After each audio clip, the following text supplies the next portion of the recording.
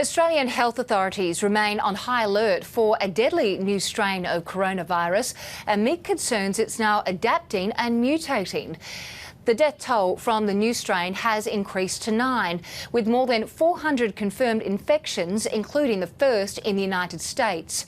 Australian Border Force has been authorised to isolate people at airports if they show any signs of infection, with Australia's Chief Medical Officer declaring the virus to have pandemic potential.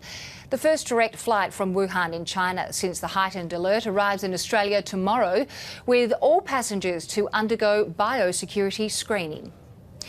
There's no vaccine for the virus, but the Prime Minister says Australia's hospital system is prepared to deal with any local outbreak. Kathleen Calderwood reports. Around the world, authorities are bracing for the worst. At the heart of the outbreak in Wuhan, China, streets are being scoured and sprayed in the hope of limiting infection. In Russia, travellers arriving from China are being scanned before they even get off the plane. Here in Australia, there's a nervous wait. Only 3 flights a week arrive in Sydney from Wuhan. The next lands tomorrow morning, with all passengers to be the subject of biosecurity screening.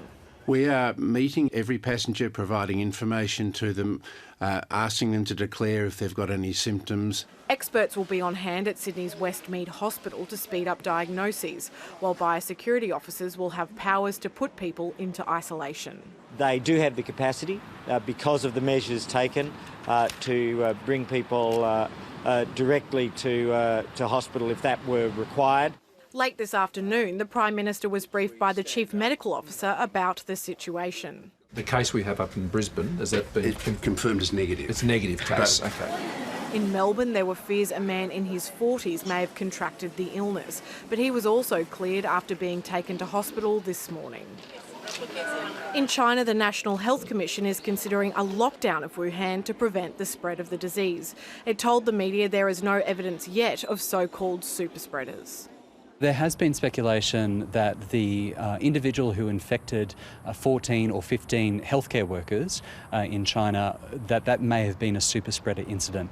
But we haven't really heard much evidence to suggest that there's been more cases of super spreaders. So that was one of the big ways in which the SARS coronavirus spread. The outbreak has also reached the United States, with the first confirmed case of coronavirus in Washington state. This is certainly not a moment for panic or high anxiety. It is a moment for vigilance. With the Chinese New Year holiday season in full swing, China has started exit screening anyone flying out of Wuhan in the hope this virus won't travel any further. Many in Australia say the Chinese government is being far more transparent than it was during the SARS epidemic 18 years ago. But with news today that the virus is mutating, the world is once again relying on China to help contain this outbreak. Kathleen Calderwood, ABC News. Bill Birtles is in Beijing and joins us now. Bill, we're beginning to get a sense of the scale of this potential pandemic. The feeling on the ground must be one of anxiety. Yeah, Lara, it sort of depends, because what we hear from Wuhan is that although most people there now are getting around in masks, some reports suggest that the subway, for example, is a bit of a ghost town. Others who we spoke to say that people perhaps aren't as concerned there as you might think they would be. And been reading an interesting link today by somebody who went to a hospital who said that the attitude of staff is not one of panic, even though they are wearing all the protective gear. So mixed reports coming out of Wuhan. Up here in Beijing, a lot of people are wearing masks. I know people who have cancelled their Lunar New Year travel plans, not to go to Wuhan, to go to other parts of central China, simply because they're too concerned about the potential spread of the virus. They don't have faith that the official numbers that are constantly being updated actually reflect reality on the ground.